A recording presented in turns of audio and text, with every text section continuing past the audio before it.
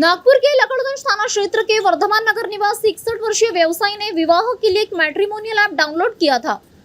इसी दौरान एक अज्ञात महिला ने उनसे संपर्क किया और खुद को रितिका मेहता बताया। बातचीत और चैटिंग के जरिए महिला ने धीरे धीरे उनका विश्वास जीत लिया। महिला ने शेयर मार्केट में निवेश कर मोटा मुनाफा कमाने का लालच दिया। उसने टेलीग्राम के माध्यम से एक ऑनलाइन ट्रेडिंग प्लेटफॉर्म पर पीड़ित का रजिस्ट्रेशन कराया। शुरुआती में व्यवसायी ने 50,000 रुपए निवेश किए, जिसके बदले आरोपी ने कुछ दिनों बाद 54,000 रुपए वापस भेजकर भरोसा और मजबूत कर दिया। मुनाफे की झांसे में आकर पीड़ित ने 2 लाख रुपए और निवेश कर दिए। ट्रेडिंग प्लेटफॉर्म पर लगातार लाभ दिखाई देता रहा, लेकिन जब उन्होंने रकम निकालने की कोशिश की तो उनकी आईडी डिलीट कर दी गई और आरोपी महिला का मोबाइल फोन भी बंद हो गया। खुद के साथ हुई ठगी का एहसास होने पर व्यवसायी ने लकड़गंज थाने में शिकायत दर्ज कराई।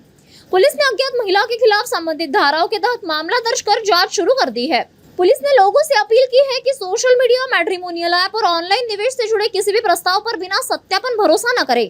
अनजान लोगों के कहने पर निवेश करना भारी नुकसान का कारण बन सकता है। त्यांची एका लग्न करण्याच्या साईटवरती एका मुलीशी ओळख झाली। त्या ओळखीनंतर ते त्याच्यामध्ये एकमेकांशी बोलत होते, चॅटिंग करायचे, नंतर कॉल्स होत होते। त्या मुलगी होती रितिका मेहता, तिने स्वतःची ती मध्य प्रदेश भोपाळची असल्याचं त्यांना सांगितलं होतं। ओळखीनंतर तिने सांगितलं की तुम्ही इन्व्हेस्टमेंट करणार असाल तर तुम्ही मला सांगा, मी चांगल्या ठिकाणी तुमची इन्व्हेस्टमेंट करून देते।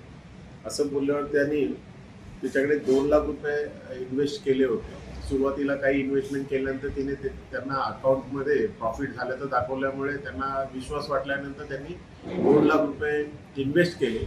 इन्व्हेस्ट केल्यानंतर जेव्हा त्यांना ते प्रॉफिट झालेलं काढायचं आहे असं त्यांनी तेव्हा त्या महिलेला सांगितल्यानंतर त्यांनी त्याचा फोन स्विच ऑफ करून टाकलेला आहे आणि त्याचा संपर्क तुटलेला आहे। त्या अशा प्रकारची तक्रार प्राप्त झाल्यानंतर हा सायबर फ्रॉडचा प्रकार असल्याचं लक्षात आल्यामुळे तात्काळ तो गुन्हा दाखल करण्यात आलेला आहे आणि आरोपीचा शोध घेणं चालू आहे। अकाउंट फ्रीज करण्यात आलेले आहे।